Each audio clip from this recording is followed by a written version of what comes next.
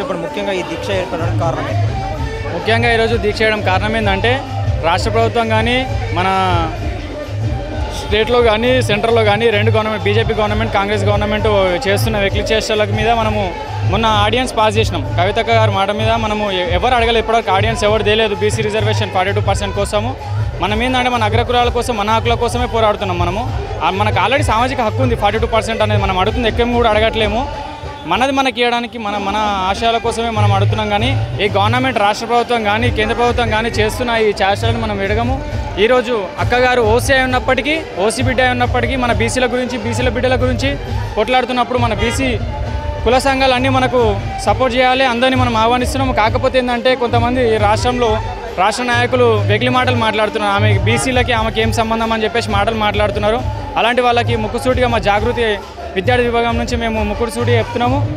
OC బిడ్డ అయినప్పటి నుంచి బీసీలకి కొట్లాడుతుంది. అంటే ఈరోజు రేపటి భవిష్యత్తు కోసం ఓన్లీ రాజకీయ పరంగా కాకుండా విద్యాపరంగా కానీ ఉద్యోగ పరంగా 2 బిల్లులు మొత్తం 3 బిల్లులు అడిగింది అక్క.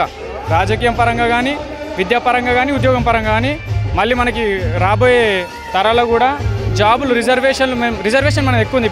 బీసీలో మనకు వచ్చే జాబ్ పర్సంటేజ్ తక్కువ ఉంది.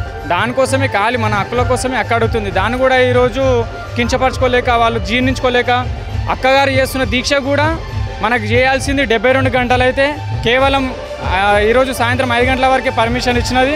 కాకపోతే మనము హైకోర్టు మీద మనకి నమ్మకం ఉంది. హైకోర్టులో మనము లంచ్ పిటిషన్ మోషన్ చేసినాము. ఇప్పుడు మనకి 4 o'clock కూడా వస్తుంది. ఒకవేళ అక్కడ రాకపోయినా మనకు న్యాయం జరగకపోయినా సరే, మమ్మల్ని అరెస్ట్ చేసినా సరే, మమ్మల్ని అడ్డుకున్నా సరే, ఎంత దూరమైనా సరే మేము ఈ దీక్ష అనేది కొనసాగిస్తాం.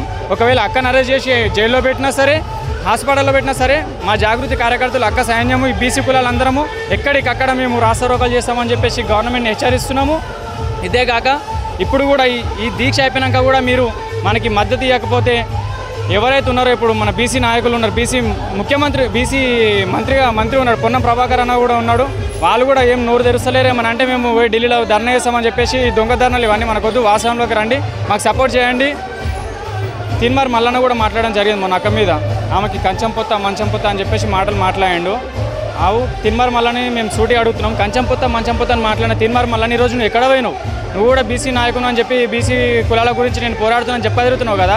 నీ ఏదైతే ఎమ్మెల్సీ పోస్ట్ ఉందో అది పక్కన పెట్టి వచ్చి మద్దతు నువ్వు బీసీల బిడ్డల మీద ప్రేమలు ఉంటాయి నీకు.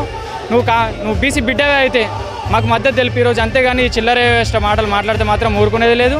ఇంకోటి మనకు కొంతమంది అడుగుతున్నారు, ఇప్పుడే ఎందుకు గుర్తుకొచ్చింది, గత ప్రభుత్వం బీఆర్ఎస్ ప్రభుత్వం ఉన్నప్పుడు ఎందుకు నోరు తెరవలేదు కల్వకుంట్ల కవిత బీసీ రిజర్వేషన్ గురించి అని చెప్పేసి మాట్లాడుతున్నారు. టీఆర్ఎస్ హయాంలో కూడా బీసీ గురుకులాలలో కానీ బీసీ విద్యార్థులకి గురుకులాలలో పెట్టినాడు, బీసీ బంధు పెట్టినాడు, మైనార్టీస్కి మైనార్టీ బంధు పెట్టిండు కేసీఆర్ గారు. అన్ని కులాలకు సమాన సహాయం చేసినాడు. కాకపోతే ఏంటంటే మీరు ఇచ్చిన మాటనే ఇది, కామారెడ్డి డిక్లరేషన్లో 42% ఇస్తా అని చెప్పేసి చెప్పిందే మీరు. ఆ ఇచ్చిన మాట నిలబెట్టుకోవడం అని చెప్పేసి మేము ఈరోజు అడుగుతున్నాము. అంతకుమించి ఏం లేదు. ఎట్టి పరిస్థితుల్లో మీరు ఈ 42% అనేది డిక్లరేషన్ ఇవ్వాలి, ఇచ్చి తీరాలి. ఇవ్వకపోతే ఏదైతే ధర్నా ఇప్పుడు మన తెలంగాణలో అవుతుంది, రేపనాడు యుద్ధం ఇంకా పెద్దగా అవుతుంది. ఢిల్లీ వరకు పోవాల్సి వస్తుంది. ఢిల్లీ జంతర్ మంతర్ దగ్గర కూడా మేము పెడతాము. మీ ఎమ్మెల్యేలు ఎంపీల కార్యాలయాలు కూడా ముట్టడిస్తామని చెప్పేసి మనస్ఫూర్తిగా కోరుకుంటున్నాం. ఇప్పటికైనా దిగి రావాలి రాష్ట్ర ప్రభుత్వం అని చెప్పి మారుకుంటున్నాం.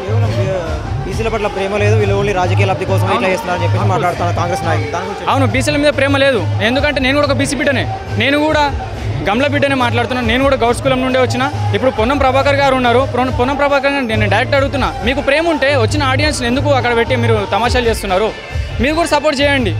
లేదా మీరు ఇప్పుడు అంటున్నారు కదా మేము ఢిల్లీకి వెళ్ళి మేము ధర్నా చేస్తామని చెప్పేసి, అది మీరు డైరెక్ట్ గవర్నమెంట్ పరంగా చేస్తున్నారా, మీ పార్టీ పరంగా చేస్తున్నారా మాకు చెప్పండి. ఒకవేళ గవర్నమెంట్ పరంగా పోతే మమ్మల్ని కూడా తీసుకెళ్ళండి, బీసీ కులాలను కూడా తీసుకెళ్ళండి. మేము కూడా వస్తాం, మేము కూడా సపోర్ట్ చేస్తాం, మేము కూడా మద్దతు ఇస్తాం. అంతేగాని వీళ్ళకి బీసీల మీద ఎలాంటి ప్రేమ లేవు.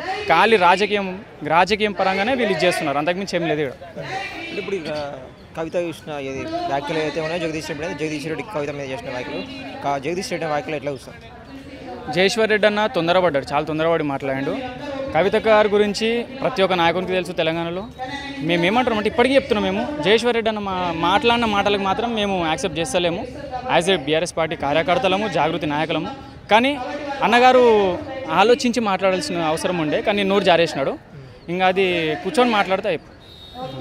ఇప్పుడు మరి కేసీఆర్ కూడా బీఆర్ఎస్ నేత మీద ఆ తీవ్రమైన వ్యాఖ్యలు చేసినా కూడా ఎందుకు స్పందించలేదని మనం చూసుకోవాలి. అంటే ఇది కేవలం ప్రచారం మాత్రమే, ఎలాంటి శత్రుత్వం లేదు, రాగద్వేషాలు ఏం లేవు. కాకపోతే ఏంటంటే అపోజిషన్లు మాట్లాడే మాటలకి ఇది రూమర్స్ వస్తున్నాయి కానీ అందులో ఫ్యాక్ట్ అనేది ఏం లేదు. ఆల్రెడీ లోపల చర్చలు నడుస్తున్నాయి, రోజు వెళ్తున్నారు, మాట్లాడుతున్నారు. ప్రతిదీ గైడెన్స్ కేసీఆర్ గైడెన్స్లోనే నడుస్తుంది. అంతేగాని పార్టీకి కానీ పార్టీ హైకమాండ్ కానీ ఆపోజిట్గా అయితే ఏం నడవట్లేదు ఇక్కడ. రేవంత్ రెడ్డి ఇచ్చిన హామీల గురించి కావచ్చు, రేవంత్ రెడ్డి ఇచ్చిన హామీలు నెరవేర్చడం కావచ్చు, ఏం చేయబోతా ఉన్నాను. First of all Revanth Reddy గారిని ఒకటే అడుగుతున్నాను నేను.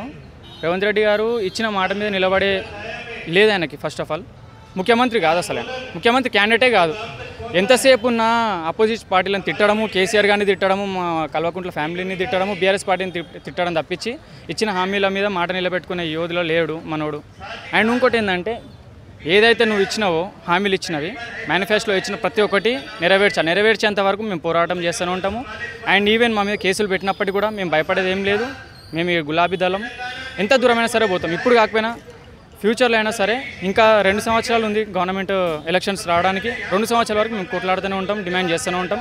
లేదు అంటే అసెంబ్లీ కూడా ముట్టడి అని కూడా మేము సిద్ధంగా ఉన్నాం.